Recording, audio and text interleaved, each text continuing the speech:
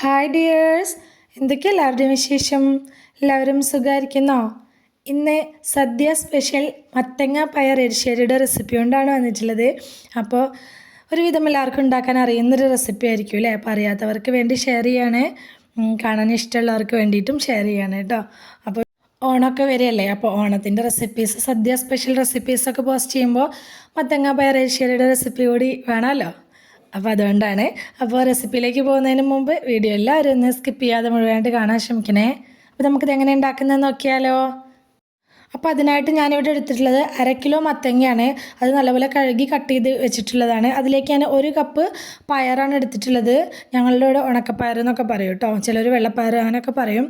അത് വെള്ളത്തിലിട്ട് കുതിർത്തെടുത്തിട്ടുള്ളതാണ്. അപ്പോൾ പയറിൻ്റെ അളവ് കുറച്ചുകൂടി കൂട്ടി കൊടുക്കണം എന്ന് ഇഷ്ടമുള്ളവർക്ക് അങ്ങനെ കൂട്ടി കൊടുക്കാം കേട്ടോ. ഇനിയിപ്പോൾ ഞാൻ രണ്ടും ഒരുമിച്ച് കുക്കറിലേക്ക് ചേർത്ത് കൊടുത്തിട്ടാണ് വേവിച്ചെടുക്കുന്നത്.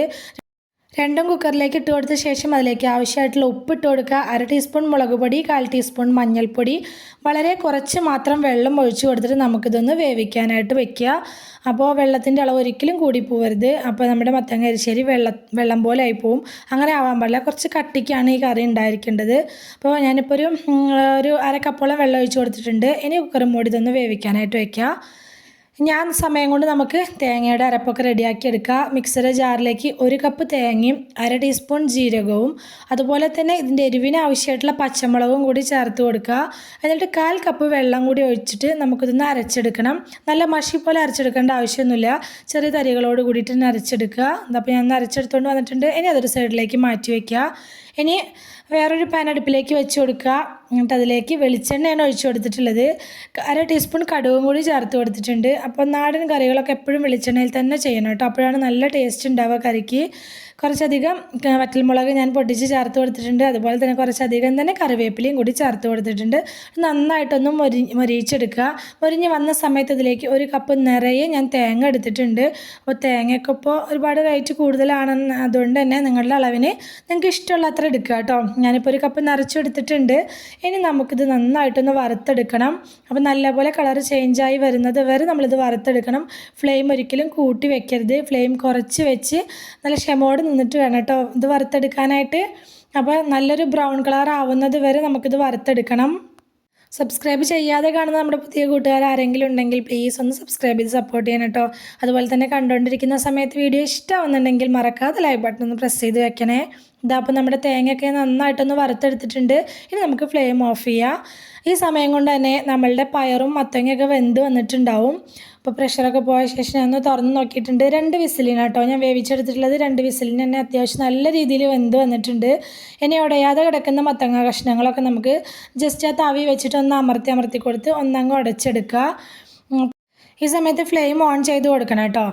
മത്തങ്ങ കഷ്ണങ്ങളൊക്കെ അത്യാവശ്യം നല്ല രീതിക്ക് ഒന്ന് ഉടച്ചെടുത്ത ശേഷം നമുക്ക് അരച്ച് വെച്ചിട്ടുള്ള തേങ്ങയുടെ അരപ്പ് ഇതിലേക്ക് ഒഴിച്ചു കൊടുക്കുക. തേങ്ങയും ജീരകവും പച്ചമുളകും കൂടി ചേർത്ത് അരച്ചെടുത്തിട്ടുള്ള അരപ്പ് ഇതിലേക്ക് ഒഴിച്ചു കൊടുക്കുക.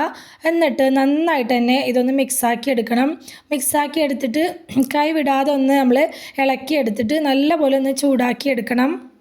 അപ്പോൾ ഇത്രയും കട്ടിക്കെങ്കിലും നമ്മളെ കറി നമുക്ക് കിട്ടണം കേട്ടോ. നല്ലപോലെ ഇറക്കി ചൂടാക്കി എടുത്ത ശേഷം നമുക്കിതിലേക്ക് നമ്മൾ വറുത്തെടുത്ത് വെച്ചിട്ടുള്ള തേങ്ങ ഇട്ട് കൊടുക്കുക.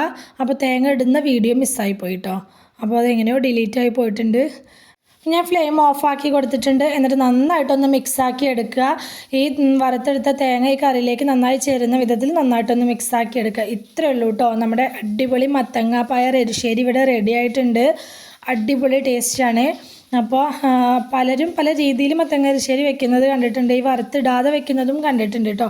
പക്ഷേ ഇങ്ങനെ ഇട്ടിട്ട് ചെയ്യുമ്പോഴാണ് ഈ എരിശ്ശേരിക്ക് നല്ല ടേസ്റ്റ് ഉണ്ടായിട്ട് എനിക്ക് തോന്നിയിട്ടുള്ളത്. അപ്പോൾ ഞാൻ വേറൊരു പാത്രത്തിലേക്ക് സെർവ് ചെയ്തിട്ടുണ്ട്. അതിൻ്റെ മുകളിലേക്ക് വറുത്ത് വെച്ചിട്ടുണ്ടായിരുന്ന തേങ്ങയിൽ നിന്ന് കുറച്ച് മാറ്റി വെച്ചിട്ടുണ്ടായിരുന്നു, അതും കൂടി ഇട്ട് കൊടുത്തിട്ടുണ്ട് കേട്ടോ. അത് ഫോട്ടോ വീഡിയോ എടുക്കുമ്പോൾ കാണാനുള്ള ഭംഗിക്കും വേണ്ടിയിട്ട് ചെയ്തിട്ടുള്ളതാണ്. തീർച്ചയായിട്ടും ഇതുപോലെ ട്രൈ ചെയ്യാത്തവരാരെങ്കിലും ഉണ്ടെങ്കിൽ ട്രൈ ചെയ്യുക. ആദ്യമായിട്ട് ചെയ്യുന്നവരോ ഇതുപോലെ അറിയാത്തവരോ ഒക്കെ ഉണ്ടെങ്കിൽ ഒന്ന് ഉണ്ടാക്കി നോക്കി കേട്ടോ. അപ്പോൾ വീഡിയോ ഇഷ്ടമായിട്ടുണ്ടെങ്കിൽ മറക്കാതെ ലൈക്ക് ചെയ്യണേ. നിങ്ങളുടെ അഭിപ്രായങ്ങളൊക്കെ കമൻറ്റായിട്ട് പറയുക. അതുപോലെ തന്നെ റെസിപ്പി ഇഷ്ടമായിട്ടുണ്ടെങ്കിൽ നിങ്ങളുടെ ഫ്രണ്ട്സിനോ ഫാമിലിക്കോ ഒക്കെ ഒന്ന് ഷെയർ ചെയ്ത് കൊടുക്കുക കൂടി വേണേ.